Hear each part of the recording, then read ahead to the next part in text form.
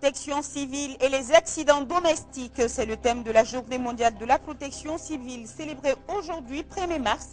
Ici au Mali, la sensibilisation est axée autour de la responsabilité de chacun dans la prévention des accidents domestiques. Rencontre ce matin entre le délégué général aux élections et la presse. Il en ressort que tout est fin prêt pour tenir les élections de 2012. Les listes électorales et cartes d'électeurs seront remises au ministère de l'administration territoriale le 25 mars prochain. Élection toujours au Sénégal, les tractations ont commencé pour le second tour. 3 candidats font la course en tête selon les résultats provisoires. Le président sortant Abdoulaye Wade avec plus de 35% des voix, Macky Sall plus de 26% des suffrages recueillis et enfin Moustapha Niasse avec environ 13% de voix. Mesdames et messieurs, bonsoir. Nous sommes le 1er mars. Merci de votre présence et bienvenue à ce journal. Aujourd'hui, donc 1er mars, journée mondiale de la protection civile, le Mali, à l'instar de la communauté internationale, célèbre cette journée. La commémoration s'est tenue autour du thème « La protection civile et les accidents domestiques ». Le but est de rappeler le rôle et la responsabilité de chacun dans la prévention des accidents survenant à la maison. Ibrahima Traoré nous en dit plus. Attention à l'électricité, au gaz, bref au feu dans les foyers. C'est l'alerte de la Journée mondiale de la protection civile. L'événement est célébré cette année autour du thème protection civile et les accidents domestiques. Les chiffres publiés un peu partout dans le monde sont alarmants. En 2011 au Mali, la Direction générale de la protection civile a enregistré 466 accidents domestiques ayant occasionné 58 morts et 115 blessés. L'imprudence, la négligence ou la malveillance de l'homme en sont les principales causes. La protection civile du Mali, conformément à ses missions régaliennes, reste à l'avant-garde de la prévention et de la réduction des risques de tout genre à travers ses activités de sensibilisation et de formation en direction des populations, mais aussi à travers une posture de réaction rapide. Le ministre de l'Environnement et de l'Assainissement, qui a représenté le Premier ministre, estime que cette journée est une occasion pour chaque citoyen de prendre conscience pour faire face aux risques des catastrophes. Plus de vigilance dans les maisons par rapport à l'usage d'un certain nombre d'outils qui sont aujourd'hui bien usités dans nos familles, à savoir d'abord l'électricité, le gaz. Les parades doivent commencer par une bonne information de ceux qui travaillent dans les maisons, surtout des enfants, des aides ménagères qui sont au quotidien au contact de sources potentielles de risques. La situation actuelle interpelle donc la conscience collective. Tout le monde a intérêt à s'approprier davantage les messages de prévention des accidents domestiques pour maintenir dans les maisons un climat de sécurité, de sérénité et de réconfort.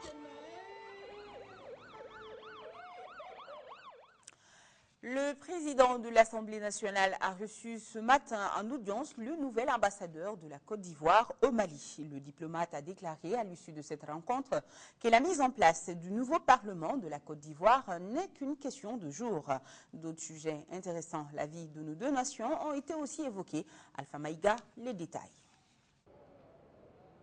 Après le Conseil économique, social et culturel, c'est au tour du président de l'Assemblée nationale, le professeur Diankounda Traoré, de recevoir ici la nouvelle ambassadrice du Mali au Canada. Comme elle n'a pas encore pris fonction, la future diplomate est venue prendre conseil auprès du locataire de l'hémicycle, nous a-t-elle dit. Quelques minutes avant, c'est le tour de l'ambassadeur de la République de Côte d'Ivoire d'être reçu par le président de l'institution. Occasion pour les deux personnalités d'évoquer des sujets de coopération entre les deux pays, surtout la question du Parlement ivoirien. Un Parlement dont la mise en place n'est plus qu'une question de jours. Il y a eu des partiels le week-end dernier. Et les résultats vont être proclamés incessamment. Et après cela, l'Assemblée nationale accomplira les autres tâches pour pouvoir entrer en fonction et soutenir l'action également du gouvernement qui est déjà à la tâche depuis longtemps, tout sous la haute autorité du président Alassane Ouattara. La série d'audiences s'est déroulée dans un climat de parfaite compréhension. Lancement ce matin du projet d'assistance technique pour la gouvernance et la décentralisation budgétaire, financé à hauteur de près de 7 milliards de francs CFA. Le projet s'étend sur 5 ans. Il a pour objectif d'appuyer le processus de décentralisation. Il vise également à asseoir les finances publiques pour le renforcement des compétences des cadres. Mamadou Barayogo, reportage. Le projet d'assistance technique pour la gouvernance et la décentralisation budgétaire de la Banque mondiale vise à renforcer la gouvernance et la gestion des finances publiques dans le cadre de la décentralisation. Par ailleurs, la Banque formule 3 exigences majeures. Le premier point, c'est par rapport au caractère de test de ce projet-là en termes d'utilisation des procédures nationales. Deuxième mesure, ça, c'est par rapport à la planification stratégique. Donc, on a suggéré que vraiment, quand un projet démarre, c'est très important que les activités prévues dans le cadre du projet soient bien planifiées et que cette planification soit bien suivie en termes d'exécution de façon séquentielle pour qu'à la clôture du projet, on arrive vraiment à délivrer le service auquel on s'était engagé au départ. Ça, c'est le deuxième point. La troisième mesure, c'est par rapport à l'utilisation du cadre de résultats. Le pacte s'étend sur 5 ans, 2011-2014, avec un financement de près de 6 milliards de francs CFA. Cette deuxième phase du projet concerne les régions de Caille, Koulikoro, Sikasso et Ségou. Le projet est un grand apport à l'assainissement du secteur économique. Pour ce faire, le programme a été bâti essentiellement autour de 4 axes, à savoir le renforcement des capacités pour la gestion des finances publiques au niveau décentralisé, l'élaboration et la mise en œuvre de nouveaux outils de pilotage de la gestion des finances publiques dans les secteurs de l'éducation de base et de la santé, le renforcement du contrôle externe et la participation communautaire et enfin la coordination du projet. L'application correcte de ces politiques de développement suppose un engagement sans faille de tous les acteurs impliqués dans la mise en œuvre du projet.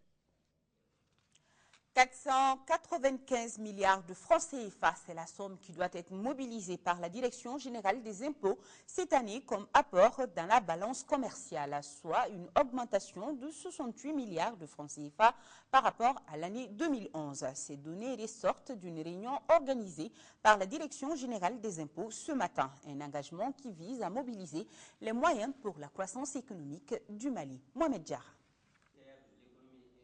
Le monde des finances a donné rendez-vous à l'hôtel Timbuktu pour soutenir un secteur qui engrange des résultats appréciables au fil des années.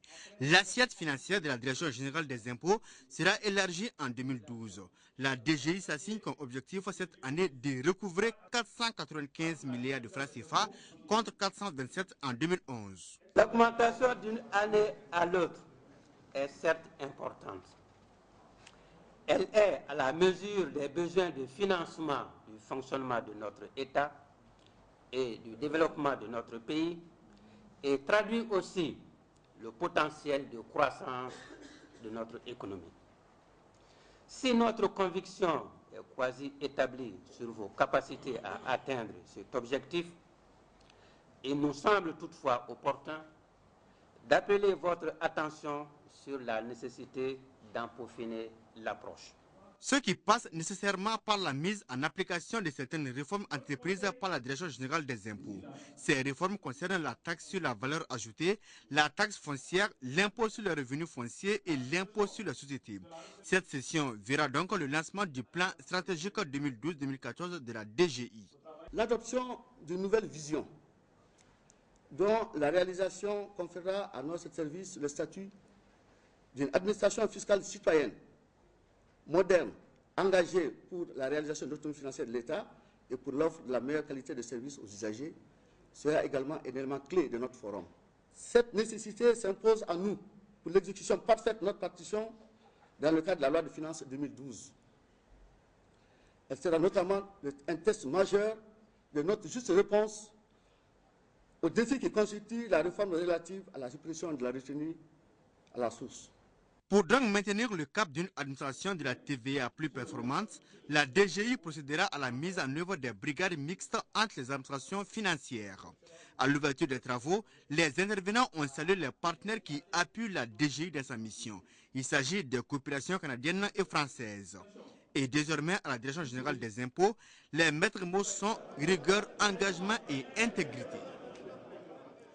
Le délégué général aux élections a rencontré ce matin la presse pour faire le point d'exécution des opérations de confection du fichier électoral.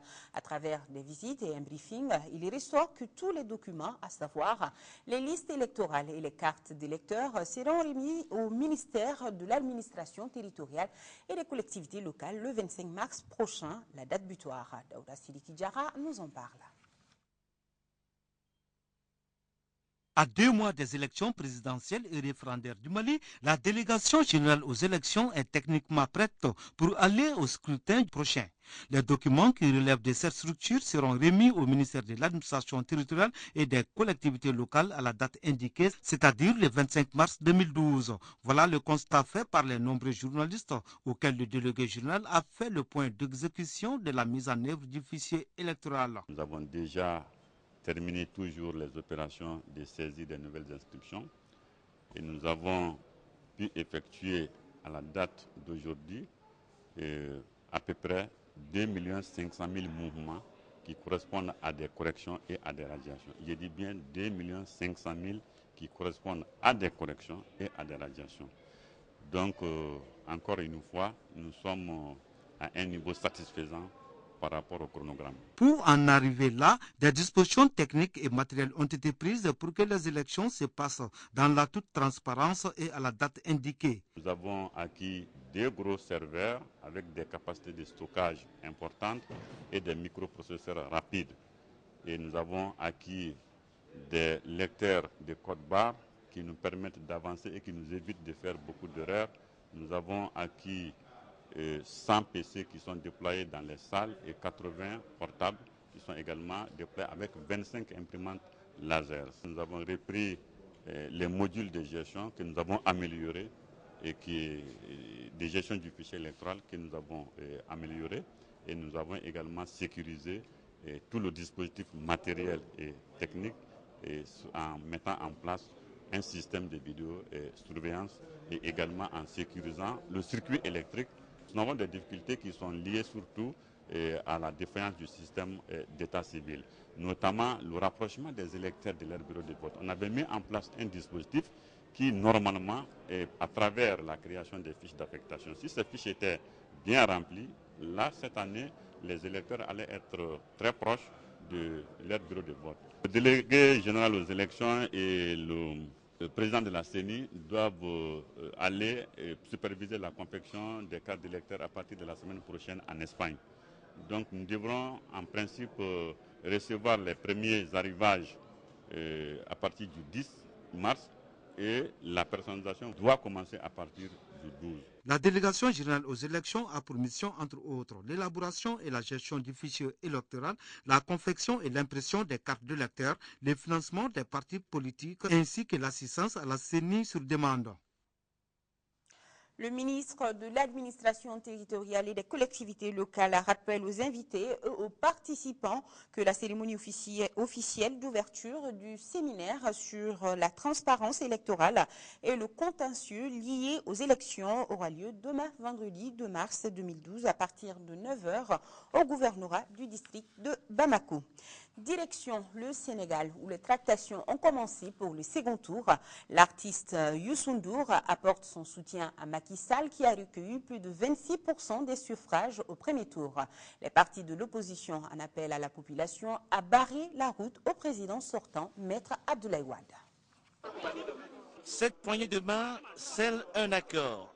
Youssou N'Dour apporte son soutien à Macky Sall. Le célèbre artiste et homme d'affaires sénégalais s'engage à battre campagne à ses propres frais pour empêcher la réélection du président sortant, Abdoulaye Wade. Les Sénégalais ont voté 70% contre le pouvoir en place. Donc le changement, il est là. D'après les chiffres publiés par le président de la Commission nationale de recensement des votes, Macky Sall obtient un peu plus de 26% des suffrages exprimés. Il devra affronter au second tour le président sortant Abdoulaye Wade qui recueille près de 35% des voix. Moustapha Niasse arrive en troisième position avec plus de 13%. Ousmane Tanor Dieng est quatrième. il totalise un peu plus de 11% des suffrages exprimés. Dans le camp du candidat socialiste, les consignes sont claires, il faut barrer la voie à Abdoulaye Wade. Nous ne pouvons pas avoir combattu la candidature de Wade, jugé sa candidature inconstitutionnelle et aujourd'hui envisager une alliance avec Abdoulaye Wade au deuxième tour. Donc ce n'est pas cohérent. Peu avant la proclamation des résultats, Macky Sall, sûr de sa qualification pour le second tour, avait dévoilé à Dakar une ébauche de son programme de gouvernement. Parmi les mesures annoncées figure la baisse des prix des produits de première nécessité et la réduction du mandat présidentiel de 7 à 5 ans. Si je suis élu pour 7 ans, je m'engage à n'exercer qu'un mandat de 5 ans. Et cette réforme qui limitera le nombre de mandats à 2 et la durée à 5 ans ne pourrait plus faire l'objet de modifications. Par cette mesure politique, Macky Sall tacle Abdoulaye Wade, son futur adversaire. Le président sortant avait fait le forcing pour briguer un 3e mandat. Le 4 mars prochain, la Fédération de Russie élira son président. 5 candidats sont en lice. Celui qui est le plus en vue est l'actuel Premier ministre Vladimir Poutine, qui avait déjà occupé les fonctions de président en 2000 et 2008. À cette occasion, l'ambassadeur de la Fédération de Russie au Mali nous a accordé une interview au micro de Oumar Kourechi. Le diplomate situe les enjeux de ce scrutin et lance un appel à la communauté russe vivant au Mali pour faire valoir son droit civique. Un centre de vote sera ouvert de 9h à 20h à l'ambassade de la Fédération de Russie au Mali, 6 à Nyarela, nous précise Alexis Doulian, ambassadeur de la Fédération de Russie. L'enjeu principal, c'est qu'on va élire le chef de l'État pour 6 ans cette fois. C'est la première fois qu'on élit le chef de l'État pour 6 ans. Avant, c'était pour 4 ans. C'est déjà une nouveauté. Et puis, quand même, il s'agit d'un grand pays. Et évidemment, beaucoup dépend de la personnalité du chef de l'État. Bon, il y a à l'heure actuelle 5 candidats en lice. Et un des mieux placés, c'est l'actuel Premier ministre, ancien président, Vladimir Poutine, qui est représenté par le parti Russie Unie. Quant à l'actuel président, Dmitry Medvedev, il sera probablement le Premier ministre si Poutine est le président. C'est un accord qui a été déjà passé entre les deux hommes et de concertation avec le parti. Vous êtes ambassadeur de la Fédération de Russie au Mali. Et comment donc s'organise cette élection dans votre juridiction? Eh bien, on va installer, comme on a fait au mois de décembre pour les élections à la Douma d'État, un bureau de vote ici à l'ambassade. Je profite de cette occasion pour m'adresser à tous les citoyens russes qui m'écoutent, qui m'entendent, pour qu'ils viennent pour faire valoir leurs droits civiques. Et le bureau de vote sera ouvert de 9h à 20h, heure locale. Donc nous espérons que ce vote sera actif et que tous les citoyens russes qui sont ici au Mali auront la possibilité vraiment de s'exprimer par cette voie.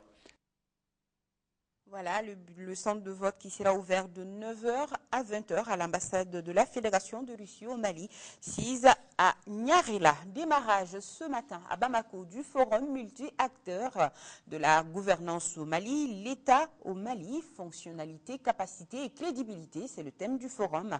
Les débats porteront également sur plusieurs sous-thèmes, notamment la définition, la genèse et le rôle de l'État malien.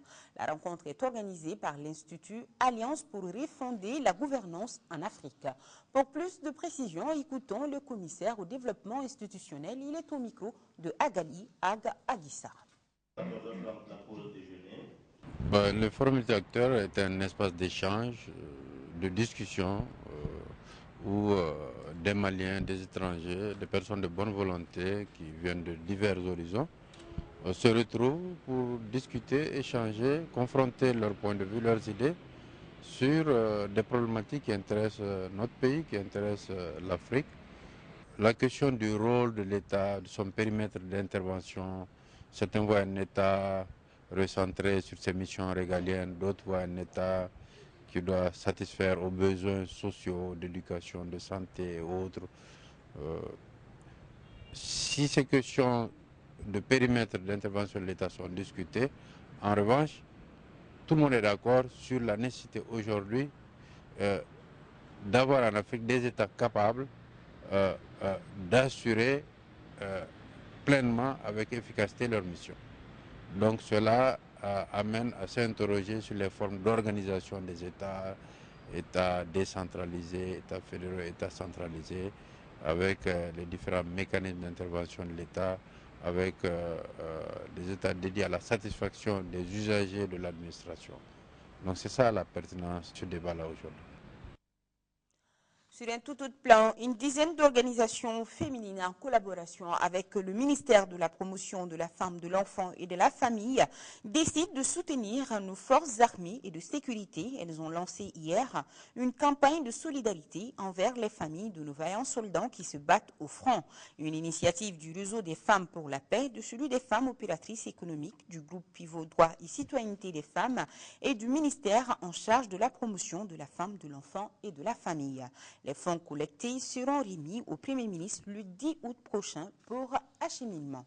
Lancement fait hier. L'ONG Afrique World Lutheran Relief, en collaboration avec le Fonds de solidarité nationale, a remis aujourd'hui un important lot de matériel au collectif des ressortissants du Nord. Un don d'une valeur de plus de 66 millions de francs CFA. Fatoumata Kone était à la cérémonie de remise. Ce don est composé essentiellement de couvertures, de pâte dentifrice, de kits de toilette, de moustiquaires imprégnés, entre autres. D'une valeur de près de 67 millions de francs CFA, cette donation est l'œuvre de l'ONG Afrique World Lutheran Relief, en collaboration avec la Croix-Rouge. Ce matériel couvrira les besoins des populations déplacées du nord du Mali. Cette manifestation de solidarité prouve, si besoin en était, que nous sommes tous de ce pays. Œuvrons ensemble pour le développement du Mali. Donc cette générosité agissante nous va droit au cœur parce qu'il s'agit là de dons destinés à des populations maliennes qui ont été déplacées par le fait de la crise qui est survenue au nord de notre pays. Pour laquelle crise, d'ailleurs, tout notre peuple prie. Donc cette marque d'attachement de cette ONG est à saluer et à reconnaître à sa juste valeur. Le président du collectif des ressortissants du Nord se réjouit de cet acte de solidarité envers les populations déplacées. Il a rassuré les autorités présentes à cette cérémonie que le don parviendra au destinataire. Auparavant, une minute de silence a été observée en la mémoire des personnes qui ont trouvé la mort au nord du Mali. Le ministre de l'Urbanisme, de l'Habitat et de la Construction de la Guinée-Conakry veut s'inspirer de l'expertise malienne en matière de logements sociaux. C'est dans ce cadre qu'une délégation conduite par son secrétaire général séjourne depuis le 27 février dernier dans notre capitale. Après des séances de travail avec les services techniques du ministère du Logement du Mali, elle a été reçue aujourd'hui par le chef du département. Rencontre au cours de laquelle le document de synthèse de la mission a été examiné et adopté par les deux parties. Auparavant, une visite guidée a conduit hier la délégation guinéenne sur certains sites des logements sociaux de Kati et du district de Bamako. Et Fademba Keïta, compte rendu. Cette rencontre de la délégation guinéenne avec le cabinet du ministère du Logement, des Affaires foncières et de l'Urbanisme est le couronnement de 5 jours de missions effectuées par la partie guinéenne intermalienne. Une rencontre qui porte sur l'examen et l'adoption du document de synthèse de la mission d'étude de la délégation du ministère de l'Urbanisme, de l'Habitat et de la Construction de la Guinée au Mali. Ce document est la synthèse des séances de travail effectuées avec les agents de la Direction nationale des domaines et du cadastre, de la cellule de confection du cadastre de Bamako, des promoteurs immobiliers et d'autres structures du pays. Nous avons eu droit à tous les égards, à toutes les prévenances, à toutes les séances de travail pour nous informer du mieux possible sur l'expérience malienne en termes de gestion foncière, d'urbanisme et de promotion immobilière. Cette visite concrétise les relations d'échange et de partenariat existants entre les deux pays. L'un des objectifs, ou en tout cas quelques-uns des objectifs que nous recherchons aujourd'hui, c'est l'assainissement de la gestion domaniale et foncière, la sécurisation foncière et la promotion des investissements. Alors ces échanges nous ont permis, au niveau de tous les services, de faire le tour de toutes ces questions. Auparavant, une visite guidée a conduit les hôtes sur certains sites de logements sociaux de Kati et du district de Bamako. Au niveau du site de Ouadou-Sikoro de Kati, ils ont vu comment sont conçus les 350 logements de type F4 et F3. Les logements sociaux de Irimadio et de Tabakoro ont été la dernière étape de cette visite. Une stratégie nationale de logement appréciée par la délégation. Ce que nous avons vu est impressionnant. Impressionnant en termes de qualité, impressionnant en termes de quantité. Et bref, je pourrais dire qu'il y a un grand professionnalisme, n'est-ce pas, qui se concrétise à travers la ville de Bamako. De 2003 à ce jour, ce vaste programme national initié par le président de la République Amadou Toumane Touré, exécuté en 3 tranches, a permis de loger plus de 70 000 personnes tout en créant plus de 90 000 emplois directs et indirects. Sortie de terrain hier du ministre des Logements sociaux, de l'Urbanisme et des Affaires foncières, accompagné de son homologue chargé de la décentralisation, Yacouba Diallo, a visité un espace vert de l'ACI 2000 de Bako-Djikorouni. Les résidents du quartier en appellent au gouvernement pour une bonne application de la loi. L'espace vert en question fait l'objet de morcellement, une chose strictement interdite par la loi. Les détails dans le journal de demain. Réunion d'information cet après-midi sur les mesures prises pour l'approvisionnement du pays en produits de première nécessité. L'information du jour portait sur l'exonération sur l'importation du riz qui prend effet à partir de ce 1er mars. La réunion était présidée par le ministre de l'Industrie, des Investissements et du Commerce, Sahaba Sissoko. Le gouvernement vient d'accorder aux opérateurs économiques habilités une exonération de la TVA sur l'importation du riz, une exonération sur la période du 1er mars au 31 mai 2012. Cette initiative vise à augmenter l'offre sur le marché car d'ores et déjà les stocks sont en baisse. L'initiative est cependant accompagnée de mesures appropriées.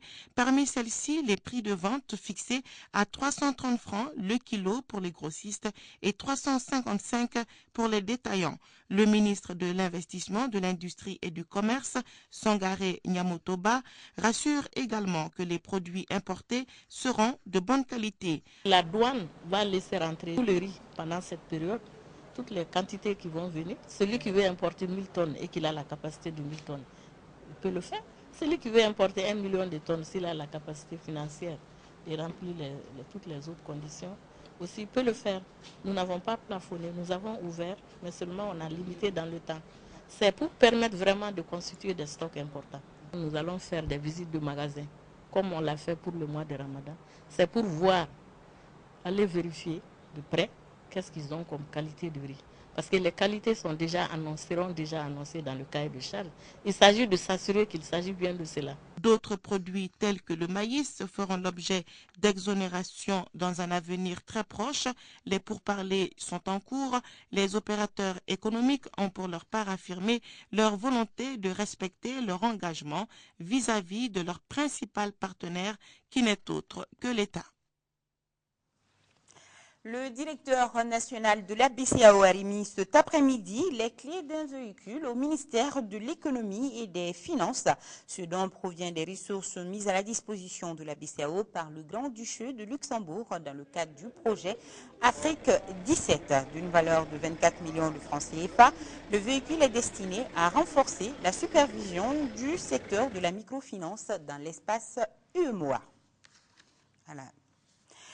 Faire du Mali une puissance agricole pouvant assurer la sécurité alimentaire des populations. C'est l'objectif du projet institutionnel d'appui aux 2 sous-secteurs de l'élevage et de la pêche. Le ministre de tutelle vient de procéder à son lancement. Le projet doit permettre la mise en place de mécanismes de coordination interne avec les partenaires techniques et financiers. Adama Tangara. Le projet d'appui institutionnel du ministère de l'élevage et de la pêche qui vient d'être lancé a pour objectif de faire du Mali une puissance agricole sous-régionale où les secteurs de l'élevage et de la pêche sont un moteur de l'économie nationale.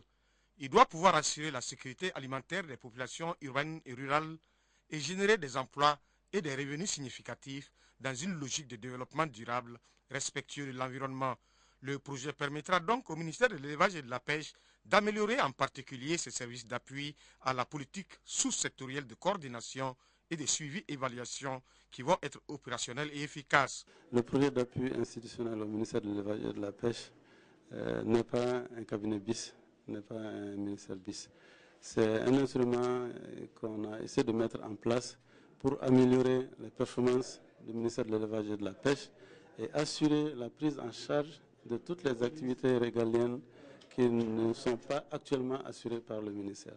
Donc, en d'autres termes, le projet va être vraiment une structure de facilitation pour permettre effectivement au ministère de l'élevage et de la pêche à atteindre ses objectifs, à bien conduire sa mission, et notamment par rapport aux responsabilités régaliennes. Je saisis cette occasion pour souhaiter beaucoup de succès et les réitérer toute notre disponibilité à les accompagner et à leur dire également combien sont grandes les attentes non seulement du cabinet, mais les attentes de l'ensemble national aux résultats, vraiment donc aux efforts de promotion que notre département doit proposer. À partir de ce projet, le ministère de l'élevage et de la pêche disposera de 2 documents de politique pour les 2 sous-secteurs, élevage et pêche, et d'une capacité renforcée de développement des stratégies opérationnelles. Le comité de pilotage du projet d'appui à l'amélioration des conditions de vie des pauvres et des couches vulnérables à travers les collectivités décentralisées dans la zone lacustre de Tonka tient depuis ce matin son conseil d'administration. En plus des documents adoptés, les membres du comité vont également se déterminer quant à la problématique de financement du projet. Nando Dabélé, compte rendu. 215 425 728 francs CFA, c'est le budget prévisionnel 2012 du projet d'appui à l'amélioration des conditions de vie des pauvres et des couches vulnérables à travers les collectivités décentralisées dans la zone lacustre de Tonka. Un budget qui va sans doute soutenir la mise en œuvre de nouvelles stratégies élaborées. Le contexte dans lequel est placé ces comités est assez important. Il s'agit de partager, n'est-ce pas, avec les bénéficiaires ce que nous sommes en train de faire sur le terrain et ce qu'ils veulent qu'on fasse aussi sur le terrain, parce que rien ne peut se faire sans eux. Très ambitieux, ce projet a été initié par le ministère de l'élevage et de la pêche afin d'améliorer les conditions de vie des populations dans la zone lacustre couvrant les cercles de Gundam, Diré et Nyafenke, et cela pour les spécificités climatiques engendrant des difficultés d'alimentation pour le bétail. C'est pourquoi, outre la promotion des activités génératrices de revenus, les activités du projet sont essentiellement axées sur l'alimentation et l'hydraulique pastorale. Pour ce faire, l'accent est mis sur la construction ou la réhabilitation des puits pastoraux, la régénération des bourgoutières et la construction d'infrastructures pastorales. Les administrateurs vont non seulement adopter le programme d'exécution technique et financière 2011, celui de 2012, mais aussi ils vont réfléchir sur la problématique de financement du projet. Le Mali a besoin de 105 000 tonnes pour combler le déficit de production annuelle de blé. C'est l'une des principales informations qui ressort de la 8e session du comité de pilotage du projet Alkama tenu ce matin ici à Bamako. Les membres du comité ont également parlé du taux d'exécution du projet Alkama dans la région de Tombouctou.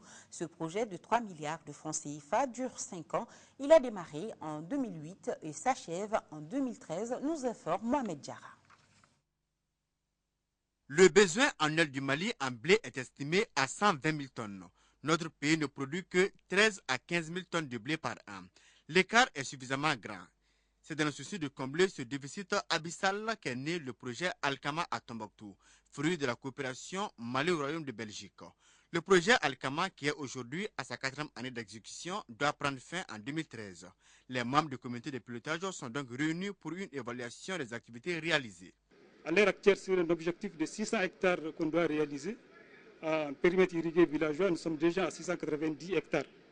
Donc, à plus de cela, nous avons construit 8 magasins de stockage. Bon, en plus de cela, il y a également, dans le cadre du renforcement des capacités des organisations paysannes, nous avons procédé à de multiples formations, aussi bien pour les agents que pour les organisations paysannes. L'impact du projet est donc perceptible dans la région de Tombouctou. Les habitudes alimentaires ont changé. La production du blé a aussi augmenté, toute chose qui a permis la création des activités génératrices de revenus. Il y a des investissements de transformation en termes de décortiqueuses, de batteuses et d'autres accompagnements qui font que les gens s'intéressent de plus en plus. Parce que le gouvernement veut qu'on associe les légumes tels que la pomme de terre, l'igname, les patates, etc. pour renforcer l'éternel riz et mil. Mais au niveau de Tombouctou, je crois qu'il y a des espaces convenables. Ils viennent de nous doter en 23 groupes motopompes que les producteurs ont fortement appréciés, qui vont renforcer nos capacités de production. Cet exemple de coopération entre la Belgique et le Mali est salutaire à plus d'un titre. Le projet Alkama permet de diversifier la production agricole. Raison pour laquelle le partenaire technique belge nous appuie pour faire la promotion du blé dans la région de Tombouctou, pour que la campagne qui est en cours puisse se passer dans les meilleures conditions. Le projet Alkama a tout de même connu des difficultés qui ont ralenti l'avancement du processus. Au nombre de ces difficultés figure la lenteur dans la procédure de passation des marchés. Les autorités régionales déclarent avoir pris bonne note de cette difficulté majeure. L'objectif ultime étant de permettre au projet d'atteindre un taux appréciable d'ici 2013, date officielle de la fin du projet. Conseil d'administration de la Maison africaine de la photographie, le projet de budget 2012 de l'établissement public à caractère scientifique est estimé à environ 176 millions de francs CFA. C'est le secrétaire général du ministère de la Culture, Al-Hadi Goïta, qui a ouvert les travaux. Moïse Traoré, compte rendu. Le projet de budget 2012 de la Maison africaine de la photographie, MAP, est d'environ 176 664 000 francs. Au cours de leur 9e session ordinaire, les administrateurs de l'établissement public à caractère scientifique, technologique et culturel se font expliquer la pertinence des activités programmées. Dans le contexte actuel, vous avez deux enjeux majeurs. Vous avez d'un côté une technologie qui évolue sans cesse, et vous avez aussi en ce qui concerne l'art contemporain des tendances, des courants qui se développent à travers le monde. Ce que nous souhaitons donc à travers ces regroupements, c'est que nos photographes artistes, qu'ils soient non seulement au courant de l'évolution technologique, mais qu'ils trouvent les ressources nécessaires pour s'y adapter, mais aussi être au courant de ce qui se passe ailleurs. En ouvrant les travaux, le secrétaire général représentant le ministre de la Culture fait remarquer que le contexte est marqué par de nouveaux défis nés de l'intérêt croissant des Maliens pour le patrimoine photographique. Aussi, cette année, 50% du budget seront consacrés aux dépenses liées à l'organisation d'expositions et à l'animation artistique. Selon Moussa Konaté, le directeur général de la Maison africaine, il s'agit entre autres des 101 photographies résultant de la 3e édition de l'atelier photo-création de Gao qui a eu lieu du 20 au 27 juillet 2011. Les œuvres des 15 photographes qui y ont pris part seront exposées à Bamako avant la capitale régionale. Quant aux images de la dernière biennale artistique et culturelle à Sikasso, elles seront présentées à Mopti lors de l'édition 2012. Les activités d'archivage vont permettre la collecte de clichés relatifs à la période coloniale et aux premières années d'indépendance. En 4e région, le comité de pilotage du projet de renforcement des capacités pour une agriculture durable, PRECAD 2, a tenu sa première session hier à Cinzana.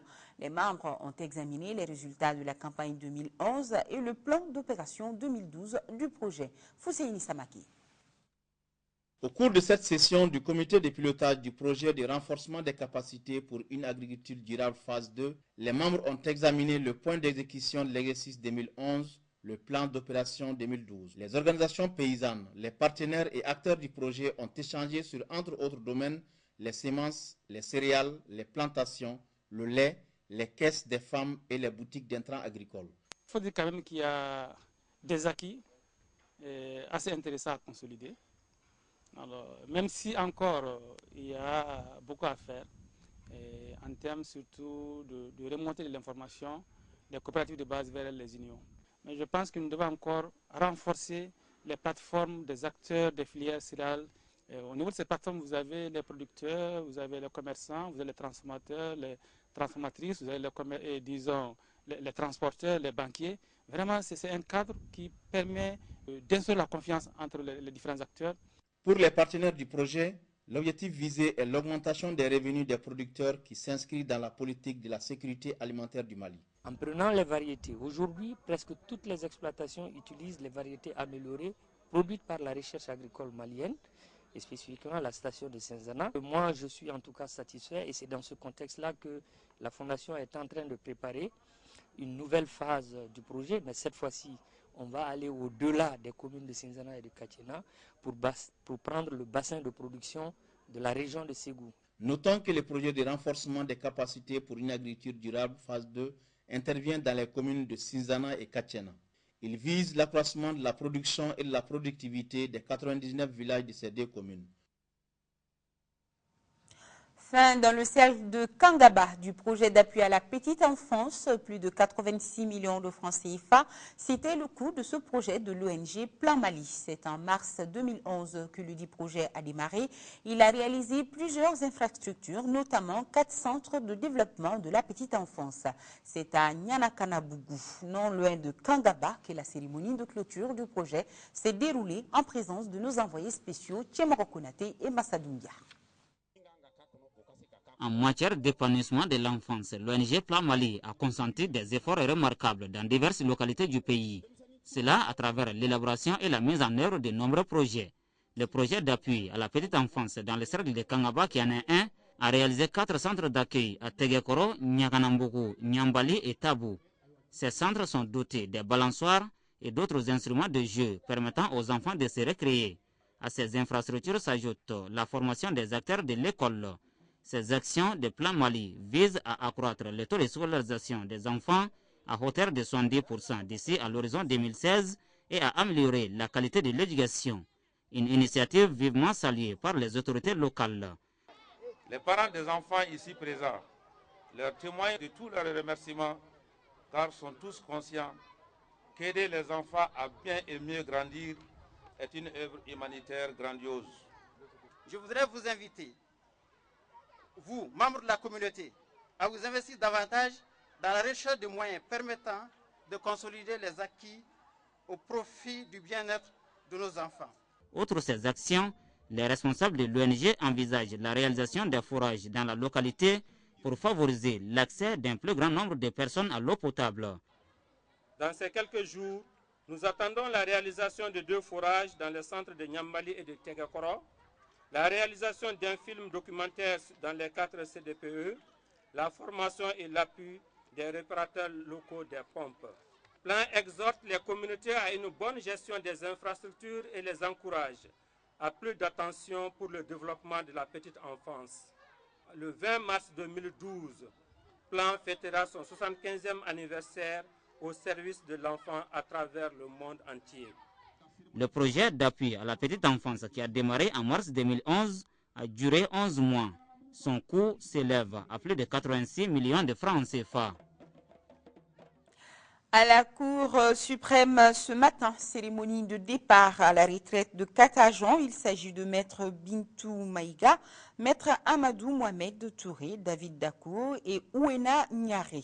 Le porte-parole des retraités a, au nom de ses camarades, remercié tout le personnel. Et le président de la Cour suprême a aussi remercié les partants pour leur dévouement à la tâche. Nouhoum Tapili ajoutera que la retraite ne saurait être la fin de la vie active et qu'ils seront sollicités à chaque fois que cela sera nécessaire. Voilà, cérémonie de départ à la retraite ce matin à la Cour suprême. Opération de distribution de vivres dans 6 communes de la région de Caille. C'est dans le village de Fegui, commune de Tafsirga, que l'initiative de la Croix-Rouge a été lancée. D'importantes quantités de vivres seront distribuées gratuitement aux populations touchées par l'insécurité alimentaire. L'opération coûtera plus de 80 millions de francs CFA. Mahamadi Alioubari, correspondance. La Croix-Rouge malienne vient au secours des populations de la commune de Fegui pour les aider à faire face à la crise alimentaire. Au cours de cette opération humanitaire dont le lancement a eu lieu à Fegui, elle va distribuer 40 tonnes de riz, d'huile, de sucre et de sel iodé dans 6 communes. Suite à une crise au niveau de la région, que nous avons convoité un fonds qu'on appelle le DREF au niveau de la fédération à Dakar. Bon, ce fonds, nous l'avons obtenu. Nous avons, avec l'appui des autorités régionales, nous avons décidé de venir aux populations, donner le minimum. Près de 80 millions de francs CFA, c'est le montant injecté dans cette opération qui concernera les communes de Fegui, Goutoumé, Kotira, Goutoubé et Sangalou. C'est la raison d'être de la Croix-Rouge d'assister les personnes en situation difficile. Et notamment, nous luttons contre les souffrances, nous essayons d'empêcher les souffrances, mais au cas échéant, on vient pour une assistance d'urgence. Nous nous sommes basés sur les statistiques du SAP, le système d'alerte précoce, mais aussi nous avons envoyé une équipe sur terrain pour faire une évaluation un peu approfondie pour savoir les zones les plus touchées. Le maire de Fegui, aussi bien que le chef de village diront que cette opération vient à point nommé, si l'on sait que la campagne agricole a été déficitaire cette année. Après Caille, des opérations similaires seront organisées par la Croix-Rouge malienne dans les autres régions. Et lancement donc qui a eu lieu dans le village de Fegui, commune de Tafasirga. Les membres du club Ahmed Sékou Touré étaient dans le cercle de Nioro du Sahel, dans les villes de Nioro et Tunkumbe. Ils ont mené une série d'activités. Il s'agit de soins de santé gratuits aux populations, de reboisement de certains lieux publics, entre autres. Adama Koulibaly est notre envoyé spécial. Le club Ahmed Sékou Touré est une organisation associative qui défend les idées du premier président de la Guinée-Conakry, Ahmed Sékou Touré. Le club organise des conférences débats sur la vie d'Ahmed Sékou Touré et tous ceux qui se sont investis pour la liberté et le développement en Afrique. Cheikh Amaoula de Nioro est parmi ces hommes qui ont marqué l'histoire de l'Afrique. Voilà bien des décennies que les Africains ont baissé les bras, pensant que d'autres viendront nous donner un bonheur illusoire. C'est pourquoi tous les patriotes maliens sont interpellés par les problèmes que connaît notre pays. C'est pourquoi à Nioro, le vice-président du club, le professeur Modibo Diakité, historien, avant de faire un rappel des activités exécutées par le club entre 2009 et 2010, a fait une communication sur la vie de ce grand marabout qui a été combattu par le colon. Une communication qui a été appuyée par le shérif de Nioro Mbouye, le fils de Cheikh Amaoula. Le club Ahmed Sékou Touré, parallèlement à cette conférence, a mené des activités de reboisement dans le cadre de la protection de l'environnement. Et c'est la cour de l'Institut de formation des maîtres de Nioro qui a été le lieu choisi. Qui dit Ahmed Sékou Touré dit développement de l'Afrique. Ahmed Sékou Touré a des idées qui vont dans le sens du développement de l'Afrique. Il a toujours appelé les Africains à se prendre en charge, à se battre pour notre devenir. Venir planter des arbres au niveau de l'IFM de Nioro est un grand plaisir parce que nous sommes dans le Sahel. Planter des arbres dans le Sahel, c'est toujours un plus. Nous savons aujourd'hui que le plus grand défi que l'humanité affronte, c'est le défi d'environnement. La ville de Nioro n'était pas la seule localité visitée par le club. Les populations de Tronkoumé ont bénéficié des soins gratuits, un acte de solidarité du club rendu possible avec l'appui des médecins cubains dans le partenariat entre le club Ahmed Sékou Touré et l'ambassade de Cuba au Mali. Voilà, nous sommes à la fin de cette édition. Merci de l'avoir suivi. Tout à l'heure, formation continue. Demain, pour le journal de 20h, vous serez avec Sira Batili. Bonsoir à tous.